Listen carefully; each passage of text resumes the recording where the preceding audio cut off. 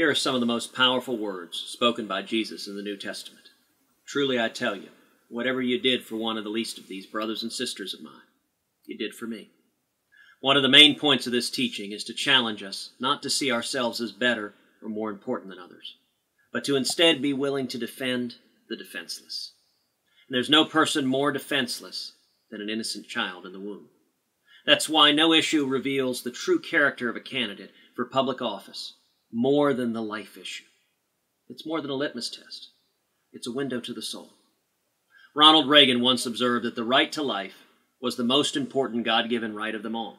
For if you're not alive, then everything else is sort of meaningless.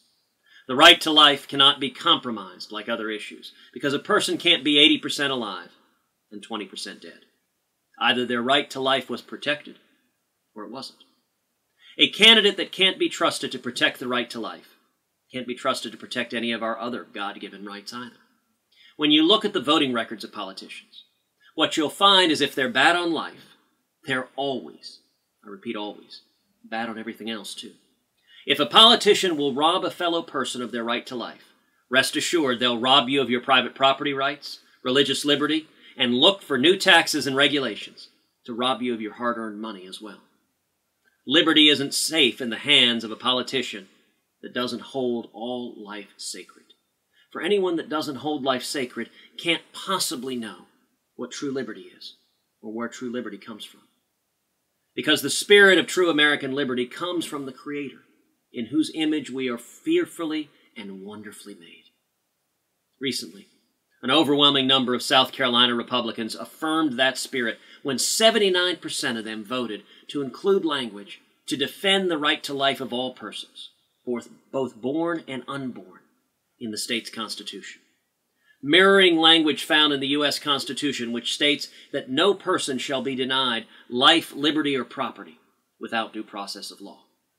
I enthusiastically support that resolution, and as President of the United States, I pledge to you that I will do everything within my power to end the scourge of abortion once and for all.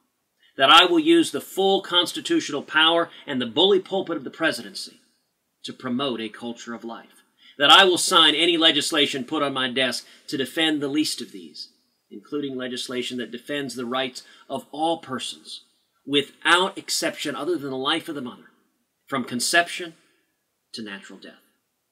That I will not only defund Planned Parenthood, but I will instruct the Department of Justice to investigate Planned Parenthood and to prosecute any and all criminal conduct, which those videos that we saw from the Center for Medical Progress so powerfully evidenced.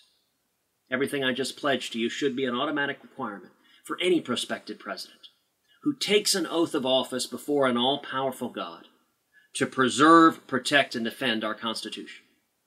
Unfortunately, that's not the case. The Democratic Party is almost entirely beholden to Planned Parenthood and its gruesome interests. And sadly, too many Republicans have gone wobbly when it comes to one of the most important planks in our party's platform as well. Even now, there's a candidate in the race playing games with the sanctity of life.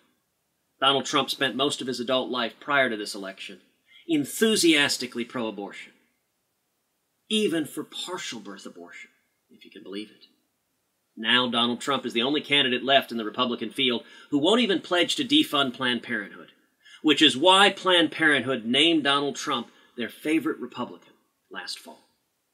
If there was ever an award that a Republican politician should be ashamed to receive, that's it. Donald Trump claimed that Planned Parenthood does a lot of good beside all the babies they abort and then sell their dismembered body parts for profit. Which is a little bit like saying Hillary Clinton was a great Secretary of State except for the 4 Americans she left behind to die at Benghazi. Only one thing is going to make America great again. And it's the same thing that made America great in the first place. And that's returning to the ideas of the Declaration of Independence that are enshrined in our Constitution, which declares there is a God, our rights come from Him, and not government.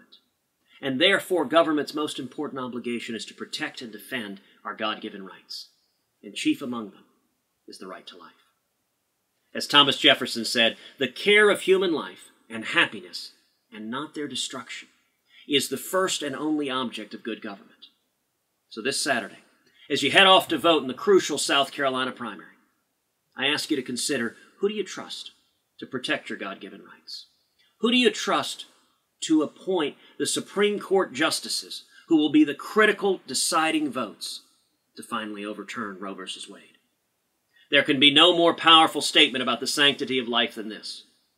The first person to ever recognize Jesus Christ was his cousin John the Baptist, then himself an unborn child in the womb. Thank you.